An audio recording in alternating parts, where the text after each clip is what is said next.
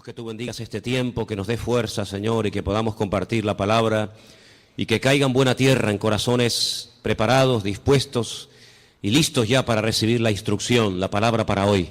Bendice nuestras vidas, quita todo impedimento, Señor, de la índole que sea, y trae un renuevo y una fortaleza espiritual a nuestras vidas. Te damos gracias por este tiempo de estudio de tu palabra, bendícelo y que sea tu Espíritu Santo el que nos ilumine y nos hable al corazón. En el nombre bendito de Jesús. Amén. Amén. Vamos a Daniel, capítulo 12, por favor. Daniel, capítulo 12. Vamos a leer los primeros versículos de este maravilloso libro. Libro que hay que leer ahora más que nunca, ¿saben? Más que nunca. Hay que leer las profecías, las visiones que tuvo este hombre.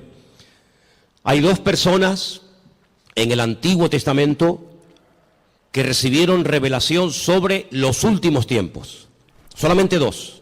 Muchos profetas recibieron revelación para su época o para tiempos cercanos a su época. Pero hay dos profetas que especialmente destacan, dos hombres que especialmente destacan por encima de los demás. Uno es el profeta Daniel. Dice la Biblia que muchas de las cosas que él recibió y muchas de las cosas que él dejó escritas en su libro, él no las entendía. Él por fe las escribía y ahí las dejaba, y el Señor le decía, esto es para el fin de los tiempos, para los últimos días. Y otro hombre que dice literalmente en Génesis 49:1, no lo vamos a leer, pero si lo quieren, recuérdenlo. Génesis 19:1, un hombre que antes de morir llama a todos sus hijos, me refiero al patriarca Jacob, y les dice, acercaos, que os voy a declarar lo que va a pasar en los últimos tiempos. Y esa palabra, los últimos tiempos, aparece también con las mismas palabras en el libro de Daniel. Curiosamente, en esa especie de despedida del patriarca Abraham de sus 12 hijos y también de sus nietos, Manasés y Efraín, no les dijo todo lo que probablemente él había recibido, sino que el Señor, como que a pesar de la revelación que este hombre tenía, no contó todo lo que él sabía. Pero en Daniel tenemos muchísima información acerca de estos tiempos en los cuales nos ha tocado vivir. Y a partir del versículo 1 vamos a comenzar a leer, y dice así la palabra del Señor. ¿Lo tienen, hermanos? Daniel 12:1. Realmente, para entender el capítulo 12 hay que comenzar a leer desde el 10. Son capítulos muy largos, muy profundos, y por cuestiones de tiempo no lo vamos a leer hoy. Pero yo les pediría a ustedes que hoy o a lo largo de esta semana lean tranquilamente los capítulos 10, 11 y 12 del libro de Daniel, para que veáis qué información tan tremenda el Señor nos está dando a través de este hombre. En aquel tiempo se levantará Miguel, el gran príncipe, que está de parte de los hijos de tu pueblo. Será tiempo de angustia, cual nunca fue desde que hubo gente hasta entonces. Pero en aquel tiempo será libertado tu pueblo y todos los que se hallen escritos en el libro. Muchos de los que duermen en el polvo de la tierra serán despertados, unos para vida eterna y otros para vergüenza y confusión perpetua. Los entendidos resplandecerán como el resplandor del firmamento, y los que enseñan la justicia a la multitud como las estrellas a perpetua eternidad. Pero tú, Daniel, cierra las palabras y sella el libro hasta el tiempo del fin. Muchos correrán de aquí para allá y la ciencia se aumentará. Y yo, Daniel, miré, y aquí otros dos que estaban en pie, el uno a este lado del río y el otro al otro lado del río. Y me dijo uno de los varones que estaba vestido de lino, que estaba sobre las aguas del río, ¿cuándo será el fin de estas maravillas? Y oí al varón vestido de lino que estaba sobre las aguas del río, el cual alzó su diestra y su siniestra al cielo, y juró por el que vive por los siglos, que será por tiempo, tiempos y la mitad de un tiempo. Y cuando se acabe la dispersión del poder del pueblo santo, todas estas cosas serán cumplidas. Y yo oí, mas no entendí. Y dije, Señor mío, ¿cuál será el fin de estas cosas? Él respondió, anda, Daniel, pues estas palabras están cerradas y selladas hasta el tiempo del fin. Muchos serán limpios y emblanquecidos y purificados. Los impíos procederán impíamente, y ninguno de los impíos entenderá, pero los entendidos comprenderán. Y desde el tiempo que se ha quitado el continuo sacrificio hasta la abominación desoladora, habrá 1290 días. Bienaventurado el que espere y llegue a 1335 días. Y tú irás hasta el fin y reposarás y te levantarás para recibir tu heredad al fin de los días. ¿Cuántos dicen amén? No es un libro fácil, ¿saben? Es un libro que además hay partes, no todo. Estos capítulos no, gracias a Dios, pero hay otros capítulos que están escritos en arameo. Y aunque se escriben las letras igual, las palabras significan cosas diferentes. Por lo tanto, esos capítulos, yo particularmente en arameo sí los puedo leer, pero no los entiendo porque no hablo arameo. Pero estos capítulos 10, 11 y 12 están escritos en hebreo y son muy interesantes porque hay expresiones, hay hebraísmos, hay palabras que tienen una profundidad, un sentido mucho más profundo que lo que a priori se puede entender, se puede ver, ¿no? ¿Por dónde empezamos? Bueno, hermanos, solamente decirles algo. ¿Os dais cuenta cómo está el mundo? En cuestión de días, en cuestión de semanas, el panorama mundial ha cambiado completamente. Profecías que hacían cientos, por no decir miles de años, que han estado ahí como dormidas, están surgiendo las circunstancias, se están dando las situaciones para que así, en un abrir y cerrar de ojos, en cualquier momento, puede iniciar una situación de tal magnitud que ya no hay marcha atrás. De hecho, yo me atrevería a decir esta tarde que estamos en este momento en una situación en la que ya no hay marcha atrás. Naciones que antaño se pelearon, ahora se han unido porque tienen un enemigo en común, y los medios de comunicación ayudan y al mismo tiempo no ayudan. Ayudan porque te dan información del movimiento de tropas, de soldados, situaciones de países, lugares donde hay guerras, muertes, etcétera. Y en cierto sentido, pues gracias a la televisión, a la radio, a la prensa, a internet, pues te enteras de cosas que están ocurriendo a centenares o a miles de kilómetros y estás al día. Pero por otra parte, ellos cuentan su versión. Ellos te cuentan lo que ellos entienden que está ocurriendo. Pero sin embargo el creyente tiene que tener la sabiduría y la comprensión espiritual para ver mucho más allá y leer e interpretar correctamente lo que está ocurriendo. Hay una profecía que lleva miles de años, vamos a decir entre comillas, dormida, y tiene que ver con la ciudad de Damasco, capital de Siria.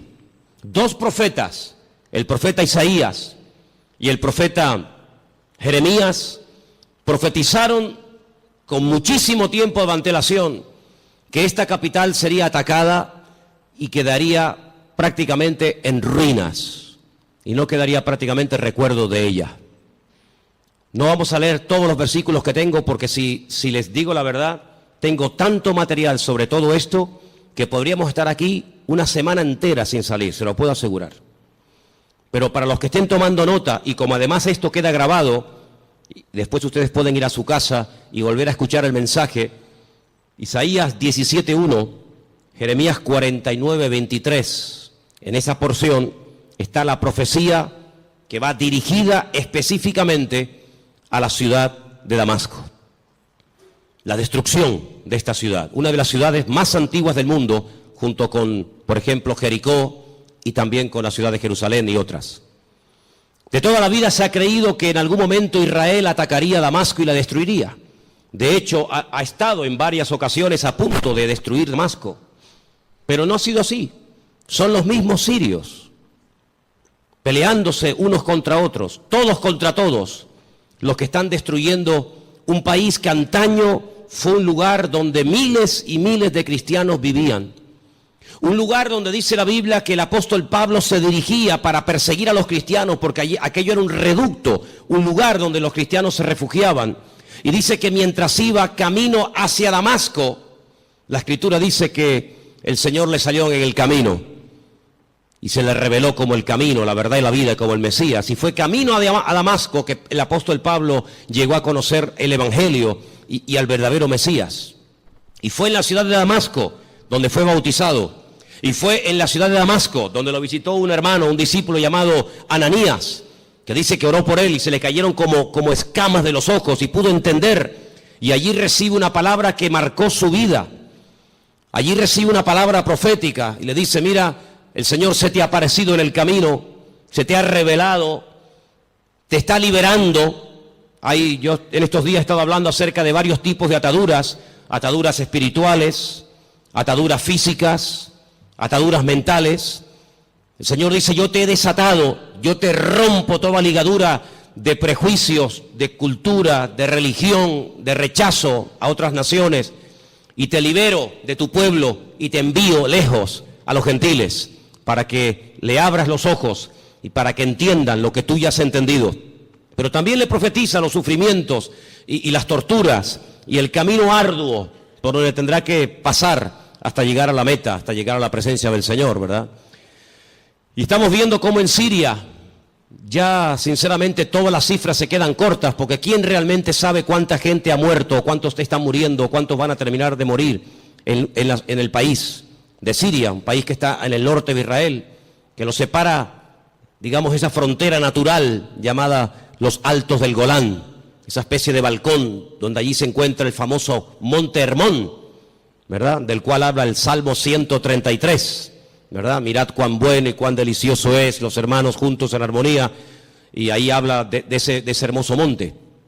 Bueno, pues en ese país están peleando, como dije, todos contra todos.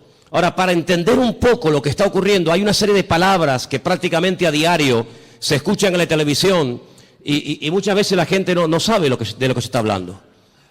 El mundo del Islam está dividido fundamentalmente en dos grandes fracciones. Hay algunos grupitos de los cuales no vamos a hablar, pero el mundo del Islam está dividido en dos grandes partes. Casi con más de un 80% están los suníes, y con un 13% están los chiíes. Y de esto oímos hablar mucho a diario, ¿verdad? Los suníes, los chiíes. Y aunque hay países donde están todos juntos, pero hay después otros países que son mayoría suníes o mayoría chiíes. Por ejemplo, los países donde son mayoría los suníes, con más del 80%, es Arabia Saudita, donde se encuentra la Meca, Kuwait, los Emiratos Árabes, Jordania, Egipto, Pakistán, Afganistán, Yemen y otros más. Los países con mayoría chií, Irán, Persia, como lo llama la Biblia a la cabeza, parte de Irán, Líbano. Decir Siria, pues es un poco complicado, porque en Siria están ahí todos contra todos, Azerbaiyán, Bahrein. Cada uno de estos grupos, todos creen en el profeta Mahoma, todos leen el mismo libro, el Corán, pero hay grandes diferencias entre unos y otros. Daré algunas pinceladas para que nos situemos y sepamos de lo que estamos hablando y por qué se matan y por qué se odian tanto los suníes y los chiíes. En cada uno de estos bandos, por decirlo de alguna manera, o de estas fracciones, hay diferentes grupos armados que pelean contra los otros. Por ejemplo, el grupo terrorista más famoso de los chiíes es sin lugar a dudas Hezbollah, que son los que están ahí en el norte, en los Altos del Golán, y que en algunas ocasiones han atacado a Israel, e Israel también les ha atacado. Así que Hezbollah es un grupo mayoritariamente chií que está financiado por Irán.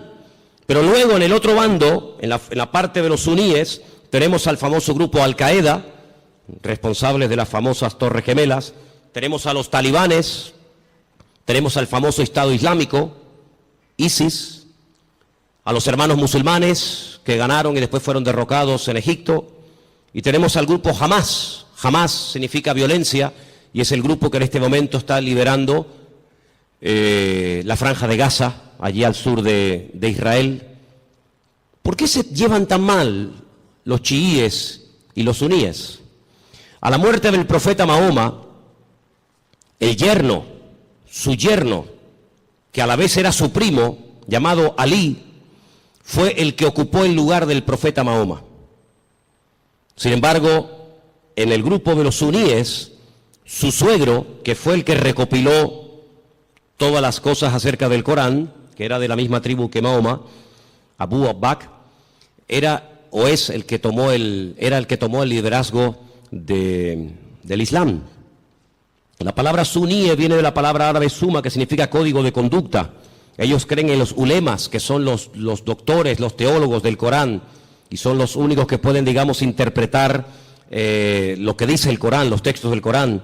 Por otro lado, los chiíes tienen a los famosos ayatolás, y ellos lo que hacen es que unen la política y la religión, y hay ahí una lucha, porque los suníes dicen que entre Alá y el hombre no puede haber ningún tipo de intermediarios, no se puede adorar a nadie más que a Alá, ¿sí? Pero sin embargo los chiíes, aunque también adoran a Alá y creen en el Corán, y van a la Meca en peregrinación, de hecho, sabéis, la última peregrinación ha sido, como todos los años, catastrófica, han muerto casi 800 chiíes, la mayoría de ellos procedentes de Irán y de otros países chiitas, pues ellos además en sus mezquitas tienen fotografías de sus mártires, entre comillas, de sus santos, y en cierto sentido como casi que los veneran. Así que estos dos bandos están enfrentados los unos contra los otros. Y allí en Siria, por ejemplo, están peleando los chiíes contra los suníes contra los chiíes. Unos son apoyados por unos países, otros son apoyados por otros países. Pero curiosamente nada de lo que ocurre en el mundo ocurre por casualidad. Todo tiene una razón de ser. Los hombres no pueden ir de un lugar a otro si Dios no lo permite. Las naciones no pueden dejar sus territorios y abarcar o conquistar otros territorios si Dios no lo permite. Todos los cambios que está habiendo en la geografía, en la política, en la economía, no es producto de la casualidad ni de la locura de cuatro locos, sino que todo esto es el movimiento que Dios permite que se lleve a cabo para el cumplimiento de las profecías, tanto de Daniel como de Ezequiel y otros grandes varones de Dios, que pronosticaron con cientos y con miles de años de antelación todo lo que iba a ocurrir. Curiosamente, Irán, que no son árabes, no confundan, los iraníes no son árabes, son persas, es el segundo animal, la segunda parte de la figura que vio Daniel en aquel sueño, pues dice que ya se han unido con el gran enemigo del norte, que es Rusia, y ya han comenzado a atacar a los enemigos del presidente de Siria, y ya dentro de pocos días comenzará una invasión por tierra, y ya están allí miles y miles de soldados rusos, armados hasta los dientes, ya están atacando posiciones del famoso Estado Islámico y otros también que no tienen nada que ver con el Estado Islámico. Y mira tú por dónde dos países, uno tremendamente religioso como es Irán y uno tremendamente ateo como supuestamente se cree que son los rusos, pues resulta que se han unido porque dice que van a ayudar, fíjate qué bondadosos y qué maravilla, van a ayudar a un país que está lejos de sus fronteras, pero que tienen que ir a echarle una mano porque si no va a ser destruido. Solamente hay 5 ciudades de Siria que en este momento están bajo el dominio del presidente Bashar, el resto del país está prácticamente destruido o tomado por otras fracciones. Y mira tú por dónde. La semana pasada la costa de Siria y la costa de Israel se llenaba de portaaviones chinos, armados hasta los dientes con armas nucleares, con misiles, con bombas, misiles de largo y de corto alcance, capaces de recorrer centenares y miles de kilómetros. Y mira tú por dónde naciones como China, que no tiene nada que ver con Siria, o Rusia, que está allí con sus problemas, y los iraníes, que tienen también sus problemas recién salidos de todo este follón que han tenido, resulta que ahora se están uniendo como amigos porque van a liberar a Siria. Y nos vamos a quedar con esta información. Nos vamos a quedar simplemente con la idea de que van a ayudar a Siria y cuando se arregle la situación en Siria, cada uno se va a retirar a su respectivo país. ¿Y quién paga esas bombas? ¿Quién paga esos gastos? Los muertos que van a caer por ambas partes, las familias, los uniformes, las balas, los cañones, la gasolina, el gasoil, los aviones, los helicópteros. ¿Por qué todo esto? La Biblia nos dice por qué. Porque el Señor en los últimos tiempos lo que hará es que utilizando entre comillas la excusa de que van a ayudar, de que van a liberar a un país amigo o aliado como puede ser Siria, una vez que lo hayan, digamos, calmado la situación, nada les va a impedir que crucen por el norte y por diferentes partes del país rumbo, como dice la Biblia, a la tierra gloriosa. Porque detrás de todo esto no está simplemente cuestiones políticas o económicas, sino fundamentalmente hay una razón: destruir a Dios y destruir al pueblo de Dios. Israel sabe perfectamente que se encuentra en una especie de callejón, no digo sin salida, porque Israel siempre tendrá salida, y la salida no es mirando a Estados Unidos, la salida no es mirando hacia Europa, sino que, como dice la Escritura, Israel en los últimos tiempos se verá totalmente sola y abandonada, como aquella pobre viuda que se fue cargada o se fue contenta con sus hijos, incluso haciendo honor a su nombre, complacida, y viene del extranjero derrotada y solitaria, sin hijos y sin marido, llamada Noemí, y tiene la pobre Ruth que atenderla en los últimos años de su vida. La Biblia nos enseña que estos últimos tiempos recibe un nombre que nos revela, porque los nombres son muy importantes en la Biblia. Yo siempre he dicho que hay una genética, ¿verdad?, que todos llevamos por dentro, que es hereditaria, pero luego, según la Biblia, el nombre tiene un poder espiritual, una influencia tremenda en las personas. Es una especie de código genético espiritual, ¿verdad? Y esta mujer, cuando viene de Jordania, de Moab, dice que ya no se siente complacida y por lo tanto ya no quiere usar más su nombre, sino que le dice a la gente que le llamen Mará, que significa amargada o entristecida, ¿verdad? Y es interesante ver cómo estamos viendo el inicio de lo que la Biblia habla clarísimamente que va a ser una tercera guerra mundial sin precedentes en la historia. De todas las guerras que Israel ha tenido, que han sido ya 7, de todas ha salido más que vencedora. Le han atacado por todas partes, de noche, de día, en plenos días de fiesta importantes. Por todas partes, de todas y cada una de las guerras que Israel ha tenido hasta el día de hoy, de todas ha salido victorioso. De esta guerra que está a punto de producirse en cuestión de días, semanas o meses, la única forma de salir con vida es que venga el Mesías en persona y les ayude. Esta guerra es una guerra que jamás se ha visto. Hemos leído en esta tarde en el capítulo 12 de Daniel que hay una especie de protección sobrenatural tipificada o representada en un soldado espiritual, en un arcángel llamado Miguel, que aparece en varias ocasiones en distintas partes de la Biblia. Solamente hay 2 ángeles en la Biblia, solamente 2 ángeles en la Biblia, que la Biblia nos revela su nombre, Gabriel y Miguel. La Escritura dice que Josué, antes de entrar a tomar posesión de la tierra, vio a un varón, y la descripción que nos da el libro de Josué se asemeja mucho a la descripción que nos da Daniel en el capítulo 12, y nos da a entender de que este arcángel tremendamente poderoso llamado Mijael, que significa quien como Dios, Mijael, pues es una protección espiritual que Dios le ha asignado a este pueblo. En algún momento puntual, solamente Dios sabe cuándo, este arcángel, este varón de Dios tremendamente poderoso, que contendió con Satanás por el cuerpo de Moisés, dice el libro de Judas, será quitado, será desplazado, y entonces dice que será un tiempo de angustia cual nunca hubo gente, y más que gente, la palabra es naciones. Desde que hay naciones sobre la faz de la tierra, dice la Biblia que nunca el hombre habrá visto una guerra de tal magnitud, con tanta cantidad de soldados, de armamento y de tropas como esta última. Vamos a leer dentro de unos momentos algunos textos de la Biblia, pero es impresionante los datos que la Biblia te da antes de que comience la guerra. Aún no ha comenzado, aún no existía el siglo XX, o el siglo XXI, cuando todo esto se escribió, y los profetas, por revelación del Señor, recibieron los datos concretos y específicos sobre esta guerra. Por ejemplo, nos dice que llegarán a intervenir más de 200 millones de soldados. Jamás ha habido ninguna guerra con tantos millones de soldados. 200 millones de soldados. Esta guerra se describe de una forma tremenda, con unos detalles que te quedas con la boca abierta en 3 capítulos de la Biblia. Creo que sois capaces de recordar estas cifras. Ezequiel 38 y 39 y Zacarías capítulo 14. Ahí tenéis toda la información acerca de esta tremenda batalla que empezará por el norte, capitaneada y dirigida nada más y nada menos que por Rusia. En el capítulo 38 del libro de Ezequiel nos dice algunas cosas muy interesantes sobre este tiempo final. Y voy a leer algunos versículos para que veáis qué importancia le da el Señor a que el pueblo de Dios no esté en la ignorancia.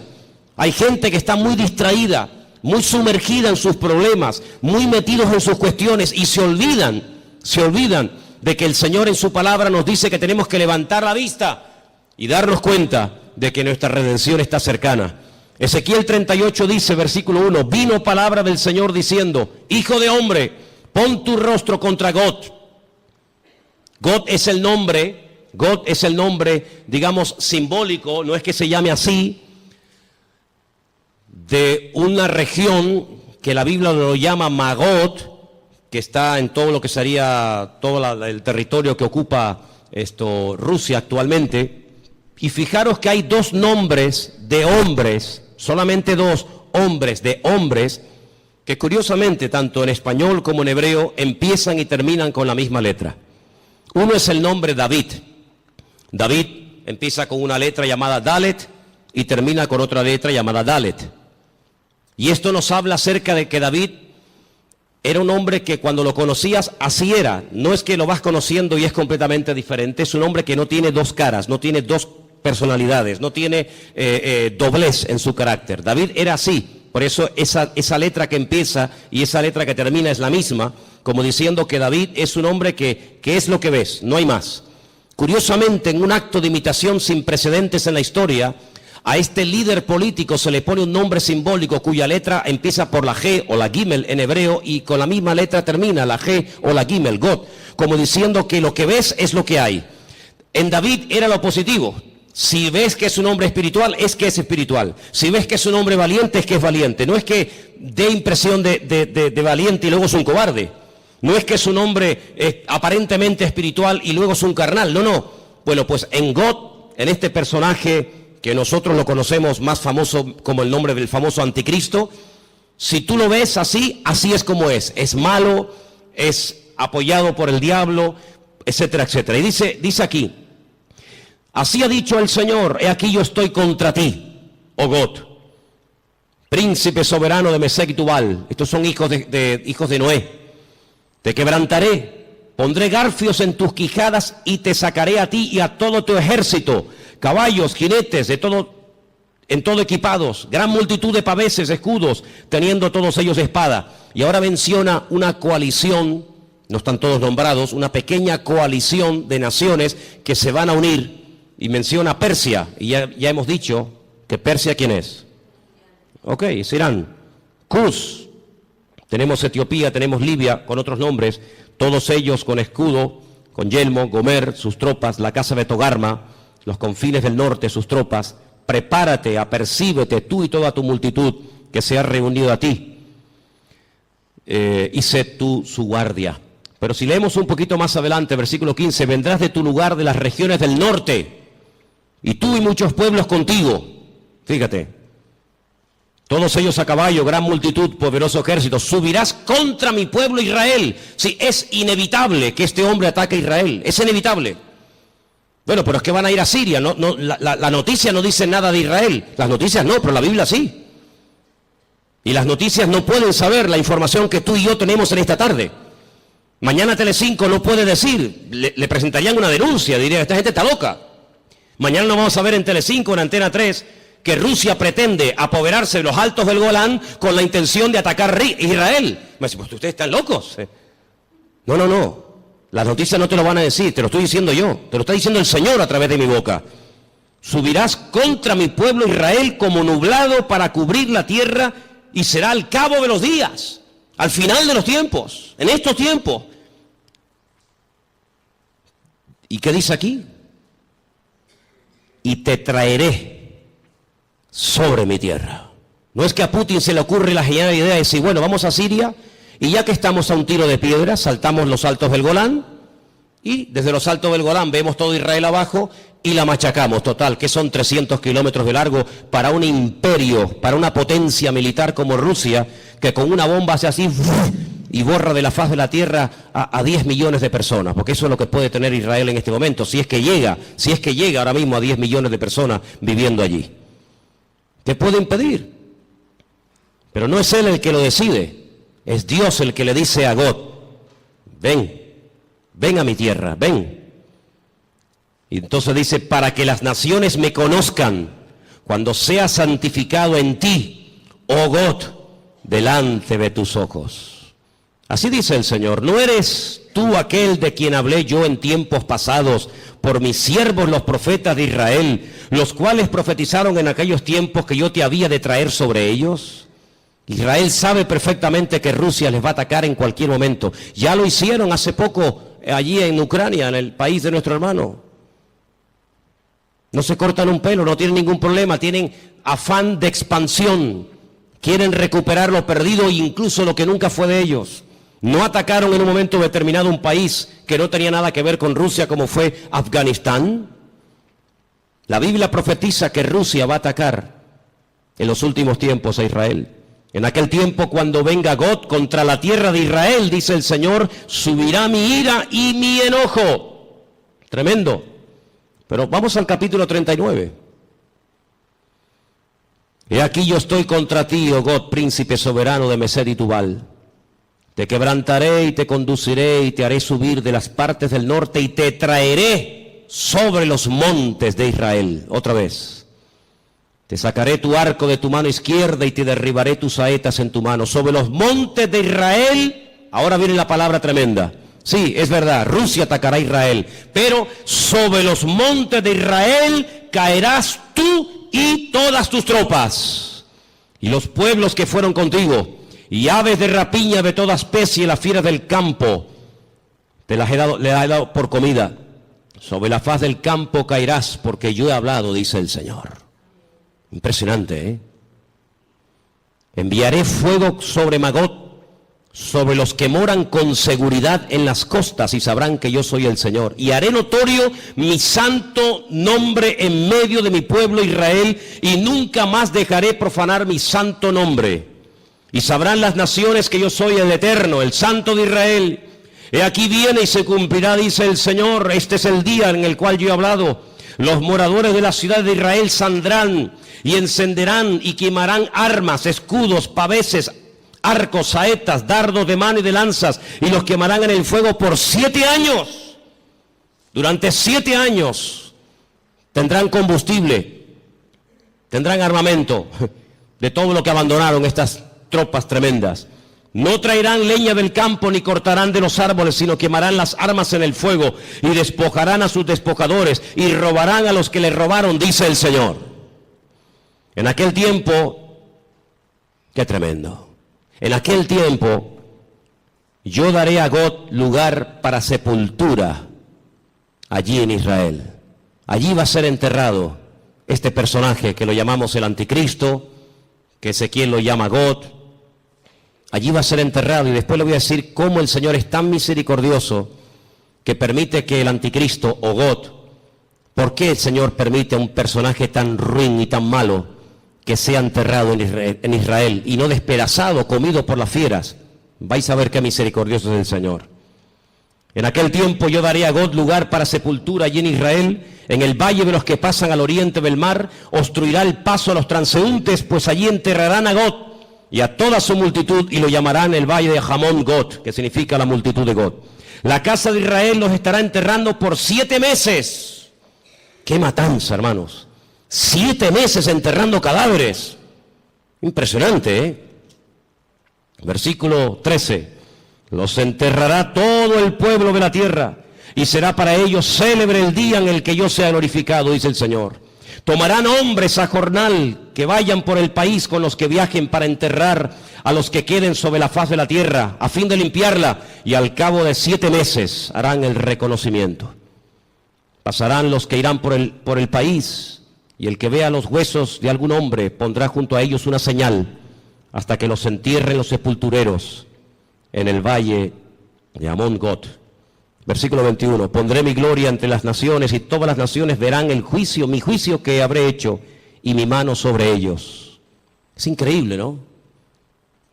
Como el profeta Ezequiel pudo describir con una exactitud tremenda cuánto tiempo estarán enterrando cadáveres, cuántos años quemando armamento al fuego.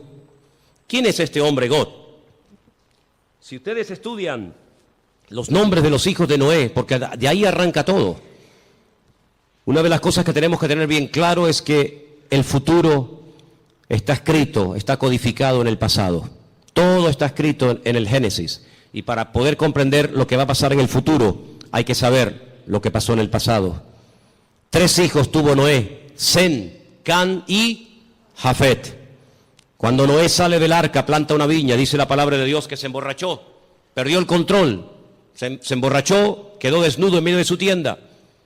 Y uno de sus hijos, Can, dice el texto hebreo, que se rió, se burló de su padre, no lo cubrió, no lo tapó, lo humilló, se lo contó a sus hermanos, incluso hasta intentó propasarse con su propio hermano, con su propio padre. Sus 2 hermanos fueron de espalda caminando y taparon a su padre. Fíjate qué misericordioso es el Señor, que este personaje que es descendiente de Jafet, no de Can, no de Sem, sino de Jafet, por haber cubierto a su padre, él será cubierto con tierra en los últimos tiempos, en la tierra de Israel. El refrán dice, midá keneged midá, lo que siembras es lo que cosechas, medida por medida. ¿Por qué esperó el pueblo de Israel por María? Al fin y al cabo era una, el resto era tanta gente, 2 millones de personas. ¿Por qué esperó todo el pueblo por María? Porque María, cuando Moisés era pequeño, esperó a ver cuál era el futuro de su hermano Moisés, y no se fue hasta que la hija del faraón lo adoptó y se lo llevó al palacio. Y por ese acto de esperar, de preocuparse por el futuro de su hermanito, que en aquel tiempo era un bebé de 3 mesitos, por ese acto de misericordia y de amor y de interés, años más tarde, el pueblo la espera a ella. Y siempre es así. De ahí que Pablo diga a los Gálatas, si queréis cosechar, tenéis que sembrar, pero sembrar abundantemente para poder cosechar abundantemente. Así que este personaje está a punto de aparecer. Este famoso anticristo está a punto de aparecer, pero ya lo hemos dicho en muchas ocasiones, que en los últimos tiempos habrá una influencia de una institución religiosa que describe perfectamente el libro del Apocalipsis, que dice cómo se visten, dónde están, cómo hablan, cómo no hablan, etcétera, etcétera. Es increíble el impacto que en tan poco tiempo ha producido el Papa Francisco. Es increíble, ¿no? En tan poco tiempo le ha caído bien a todo el mundo. No hay nadie que diga nada malo de Francisco. Fue a Israel y a los judíos, a los rabinos les cayó bien. Incluso llegó a ir al muro de los lamentos y puso su petición entre las rendijas del muro. Después se fue con Abu Hamas, el presidente de la autoridad palestina, y le cayó estupendamente y casi se hicieron amigos y rezaron juntos mirando hacia la Meca. Se fue a Turquía y en la famosa mezquita de Turquía, orando hacia la Meca, le cayó de maravilla a los musulmanes. A todo el mundo le cae bien, a los artistas, incluso a los ateos. Recientemente escuchaba a un político ateo que decía, me cae muy bien este hombre, aunque yo no soy creyente ni creo en Dios, pero me cae muy bien este hombre. Dieron la vuelta al mundo en cuestión de minutos las declaraciones que hizo en un avión mientras viajaba, cuando le preguntaron por los homosexuales, por los gays, y él dijo, ¿quién soy yo? ¿Quién soy yo para juzgar a los gays? Y todo el mundo comenzó a decir, la iglesia está cambiando. Qué diferente, la postura de este Papa en comparación con los otros 2 que eran tan intransigentes y tan radicales. ¿Quién soy yo para juzgar? No pasó mucho tiempo y ya hizo juicio sobre uno de sus trabajadores. Ayer un sacerdote, dice él, que salió del armario porque Dios así se lo había pedido y así lo había querido, y fulminantemente fue destituido, ¿no? Qué contradicción con las declaraciones del avión, ¿no? Pero en los últimos tiempos la Biblia nos enseña que habrá una especie de religión que le va a caer bien a todo el mundo. Será capaz de ir con los musulmanes, con los judíos, con los cristianos. Dicho sea de paso, hace muy poco tiempo este Papa se fue por primera vez en toda la historia con un pastor muy conocido por nosotros a una iglesia evangélica en la ciudad de Caserta, en Italia, donde yo estuve ahora hace unos días. Estuvo con un montón de pastores que vinieron de Argentina, puesto que el Papa es argentino, y allí tuvieron un culto donde él estuvo como uno más. Hicieron un tiempito de oración, y él hizo una oración incluso, y todos participaron, y se sacaron fotografías, y todo el mundo, qué contento, ¿verdad? La Biblia nos enseña que las rameras son capaces de irse con gente mayor y con gente joven. Las rameras son capaces de irse con gente sin dientes y con gente con dentadura perfecta. Las prostitutas son capaces de trabajar de día o de noche. Y lo mismo le da a irse con un blanco, con un negro, con un rico, con un pobre, con un cristiano, con un ateo, con un satánico. Le da igual, porque ese es su trabajo, llevarse bien con todo el mundo para sacarle lo que ella quiera a cambio. Y la palabra de Dios nos enseña que en los últimos tiempos la política y la religión se casarán y se unirán. Qué tremendo los lugares y las conversaciones que últimamente está manteniendo el Papa y muchos políticos viajando de un lugar para otro. Todo está preparado. Y hermanos, esto no ha hecho más que empezar, pero en cualquier momento salta la chispa. Y lo que tenemos que preguntarnos todos y cada uno de nosotros, ¿qué mensaje nos está dando el Señor? Yo vengo diciendo hace mucho tiempo que Dios está hablando y hablando y hablando y hablando. El problema no es que Dios no hable, el problema es que hay muchos que no le entienden, o si le entienden se hacen los distraídos. Dije hace unas semanas atrás que Dios no solamente habla a través de la palabra, claro, lo sabemos. El que lee la Biblia está leyendo la palabra de Dios, el SMS de Dios, el WhatsApp de Dios, y sabe perfectamente lo que Dios quiere y lo que Dios no quiere. Pero ¿y los que no leen la Biblia? El que no le interesa o no quiere, o dice él que no entiende la Biblia, pues Dios también le está hablando a toda la humanidad. Quiero que vengan conmigo a Génesis 1, capítulo 14, para que os deis cuenta algo tremendo que el Señor dijo en un principio. Allí está, en el Génesis 1, 14. Dio una señal, dio un mensaje muy interesante. Y vamos a leerlo en esta tarde. Dice así, Génesis 1, 14. ¿Lo tienen, hermanos?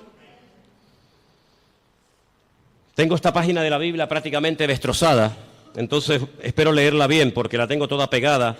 Creo que dice algo así como, y dijo Dios, haya lumbreras en la expansión de los cielos para separar el día de la noche y sirvan de señales para las estaciones. Ahora ya no tengo ese trocito que dice, para días y años. Ok, ahí está. ¿Qué es lo que será? Lo mismo que fue. Cuando estudiamos hace unas semanas atrás el Salmo 19, yo dije que el Salmo 19 dice literalmente, los cielos cuentan la gloria de Dios y el firmamento anuncia la obra de sus manos. Un día emite palabra o información a otro día, de tal manera que hay personas paganas, no creyentes, que a lo largo de la historia, incluso hasta en estos tiempos, fíjate lo que te digo, observando no las profecías de la Biblia, sino observando el cielo, el firmamento, llegan a conclusiones tremendas. Quiero decirles que en un momento puntual de la historia de la humanidad, el Señor utilizó el astro rey, el sol, la luna y las estrellas para darle un mensaje profético a uno de sus hijos llamado José. ¿Lo habéis olvidado? Dice que él vio al sol, a la luna y a las estrellas que se postraban delante de él. Y Jacob, cuando oye el sueño de su hijo, él entiende perfectamente lo que le está diciendo. El sol es el padre, la luna es la madre y las estrellas son sus hermanos. Curiosamente las estrellas, los hermanos, llegaron antes que el sol a Egipto, porque siempre es así, primero es la noche y luego es el día. No primero el día y después la noche. Primero había tinieblas y después vino la luz. La tiniebla siempre precede a la luz. Pero fíjate qué curioso, los magos de Oriente, que no sabemos realmente de dónde eran, si eran judíos, si no eran judíos, sabían perfectamente el lugar y el día en el que había nacido el Mesías, porque interpretaron que aquellas estrellas que tenían nombre, la estrella Sadik, la estrella Jamelec, etcétera, se habían alineado y ellos sabían perfectamente que tenían que ponerse en marcha para llegar a donde, a Belén de Judea, porque allí era donde había nacido el Mesías. Y es que el Señor en el versículo 14 de Génesis 1 que hemos leído, dice que cuando Él creó el sol, cuando Él creó la luna y Él creó las estrellas, no solamente las creó, número uno, para separar, para hacer diferencia entre el día y la noche, no, sino que dice que las creó para las estaciones, y la palabra estaciones es la palabra hebrea modín, y la palabra modín, ¿sabe lo que significa? Fiestas. Es la misma palabra que se emplea en Levítico cuando dice, recuerden las fiestas del Señor. ¿Cuándo tienen que ir? ¿Cuándo no tienen que ir? ¿Cuándo tienen que ponerse en marcha? ¿Cuándo no tienen que ponerse en marcha? En otras palabras, cuando ustedes vean los cielos, ustedes podrán discernir en qué tiempo de su relación con Dios ustedes se encuentran. Es muy importante que tú, hermano y hermana que me escuchas en esta noche, te preguntes, ¿dónde me encuentro ahora mismo en mi camino, en mi relación con Dios? ¿Estoy más cerca? ¿Estoy más lejos? ¿En qué punto me encuentro? Porque el tiempo marca la circunstancia y la circunstancia marca el tiempo. Jesús le dijo, ustedes olvídense de ver señales. Esta generación, como es una generación mala, perversa y adúltera, no se le ha permitido ver señales como a otras se les permitió. Ustedes solamente podrán ver una señal, solamente una, y la van a ver, y se llama la señal del profeta Jonás. ¿En qué consistía? Bueno, le está diciendo, así como Jonás estuvo en el vientre del pez 3 días y 3 noches, así estaré yo, el Hijo del Hombre, en el vientre de la tierra 3 días y 3 noches. Esa señal era la señal de la generación de Jesús. Pero sin embargo, Noé no esperaba esa señal. Porque ¿cuál era la señal de Noé? El diluvio. Pero ¿cuál era la señal de Salomón? La construcción del templo.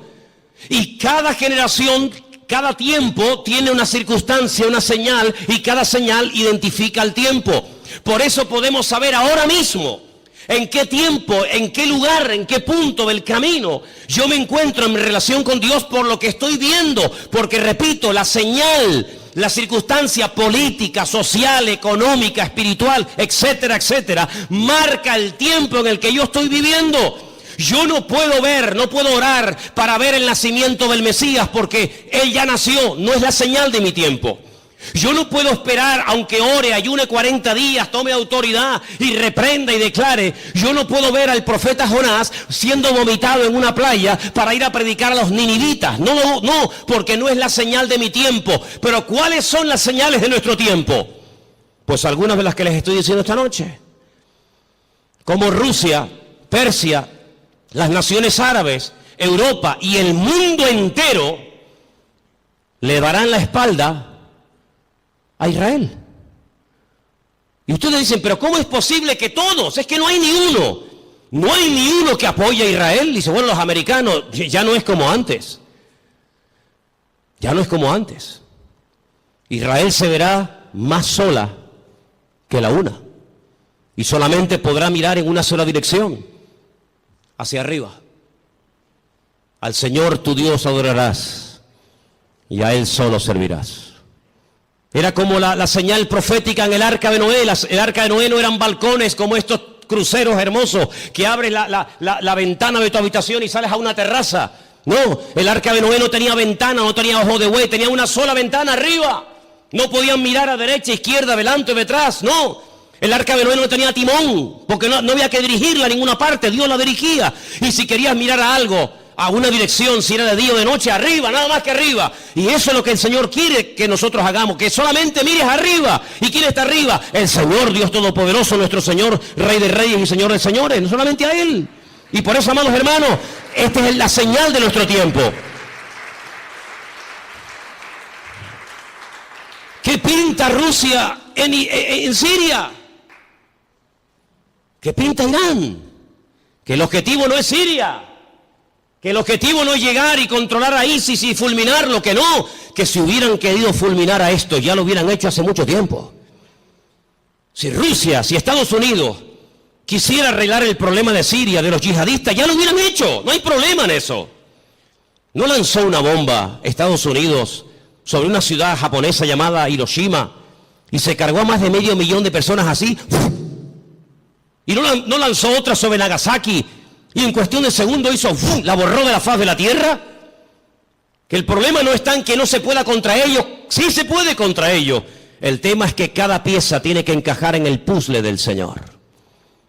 Y el Señor ha puesto a esta gente allí. Una cosa increíble que un musulmán dinamite una mezquita o ataque a otro musulmán, es una cosa increíble. Que le prenda fuego a un cuerpo de un hermano musulmán es una cosa inconcebible dentro del Islam, porque el Islam no es eso. Pero con esa excusa, las potencias se están uniendo, pero no se dan cuenta de que es el Señor el que les está diciendo, vengan, vengan. Y al final dice que el Señor los llevará a un gran valle, y quiero leer y terminar con esto porque les digo, tengo material para estar aquí un año, pero en Zacarías capítulo 14, y después la última porción la leeremos en Joel, es el Señor el que le dice a las naciones, vengan que yo les voy a juzgar en el valle de la decisión, valle de Josafat. Zacarías capítulo 14, ¿lo tienen, hermanos? ¿Sí? Dice así la palabra del Señor. He aquí el día del Señor. Viene y en medio de ti serán repartidos los despojos.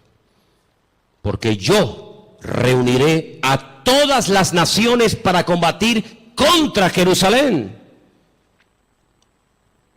Es el Señor el que permite que vayan a hacer guerra contra Jerusalén. No es una mente loca o sádica o fanática. Es el Señor. La ciudad será tomada, las casas serán saqueadas y violadas las mujeres. La mitad de la ciudad irá en cautiverio, mas el resto del pueblo no será cortado de la ciudad. Después saldrá el Señor y peleará con aquellas naciones como peleó en el día de la batalla. Se afirmarán sus pies en aquel día sobre el monte de los olivos, que está enfrente de Jerusalén al oriente. Y el monte de los olivos se partirá por en medio hacia la tierra del oriente y hacia el occidente, haciendo un valle muy grande, y la mitad del monte se apartará hacia el norte y la otra mitad hacia el sur. Seguimos un poquito más adelante, versículo 6. Acontecerá que en ese día no habrá luz clara ni oscura. Volvemos al Génesis. Será un día el cual es conocido por el Señor, que no será ni de día ni de noche. Eso es lo que no nos entra en la cabeza. Pero sucederá que al caer la tarde habrá luz. Acontecerá también en aquel día que saldrán de Jerusalén aguas vivas, la mitad de ellas hacia el mar oriental y la otra mitad hacia el mar occidental, en verano y en invierno. Y el Señor será el rey sobre toda la tierra, y en aquel día el Señor será uno, y uno será su nombre. Vamos a ir al versículo 12. Esto nunca ha pasado en ninguna guerra bíblica. Esta será la plaga con la que herirá el Señor a todos los pueblos que pelearon contra Jerusalén. La carne de ellos se corromperá estando ellos sobre sus pies. No es que cuando te pegan un tiro, te meten una puñalada, te duele y te caes poco a poco al suelo. No va a pasar así. Va a ser algo fulminante. La carne de ellos se consumirá estando sobre sus pies. Se consumirán en las cuencas sus ojos y la lengua se les deshará en la boca. Y acontecerá en aquel día que habrá entre ellos gran pánico enviado de parte del Señor, y trabará cada uno en su mano a su compañero y levantará su mano contra la mano de su compañero. Se matarán unos a otros. Algo milagroso.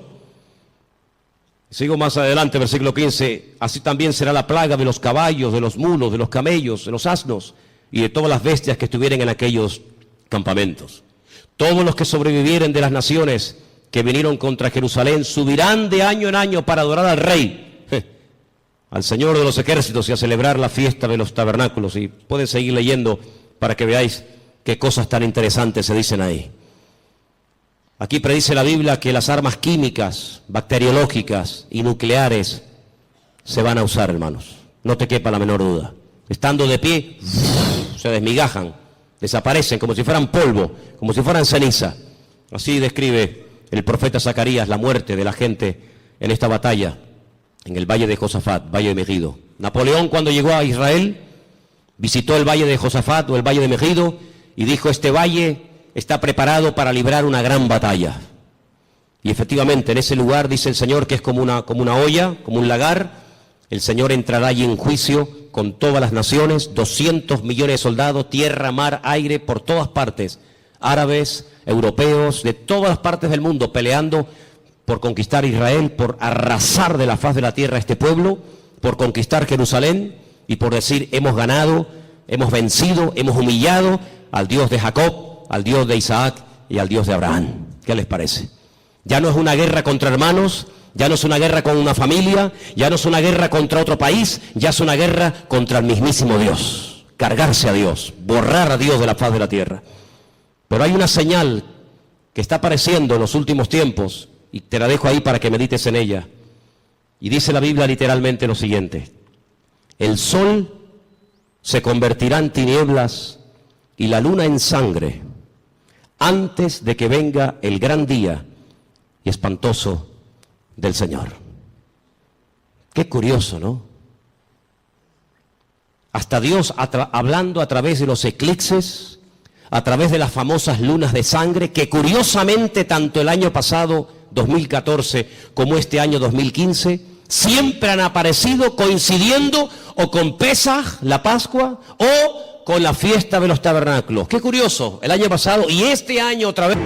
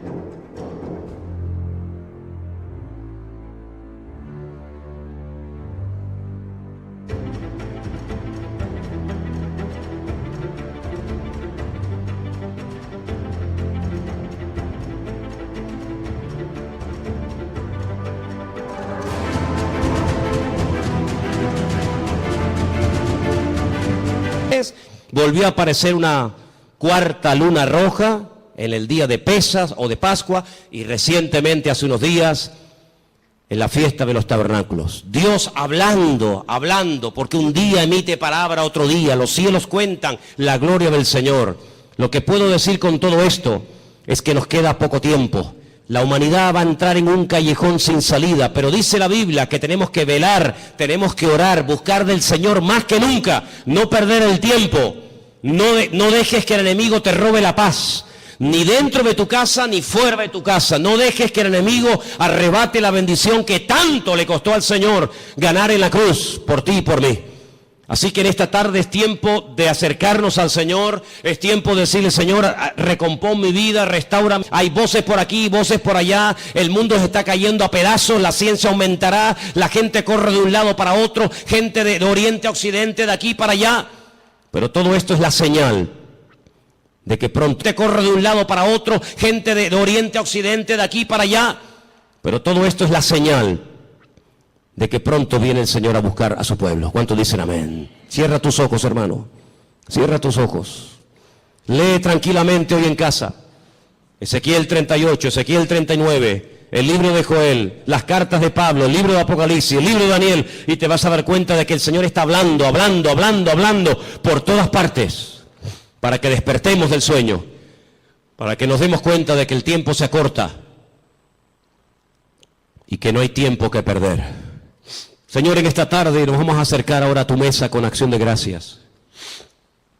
Queremos participar con gratitud, reconociendo tu soberanía, reconociendo tu autoridad. Nos ponemos bajo tu cobertura, Señor. Nos ponemos, Señor, en tus manos. Pedimos que bendigas este pan, este vino, símbolos de tu muerte, de tu victoria, de tu resurrección, de tu venida. Y que en esta tarde lo hagamos, como dice la palabra del Señor, dignamente, valorando cada cosa que tú has hecho por nosotros, Padre. Bendice este tiempo y que podamos salir esta tarde de este lugar renovados, bendecidos y fortalecidos. Abre nuestros ojos para que podamos ver todo lo que está ocurriendo, cómo las profecías se están cumpliendo de una forma tremenda. En el nombre bendito de Jesús. Amén, amén. Vamos a ponernos de pie, por favor, en esta noche, hermano.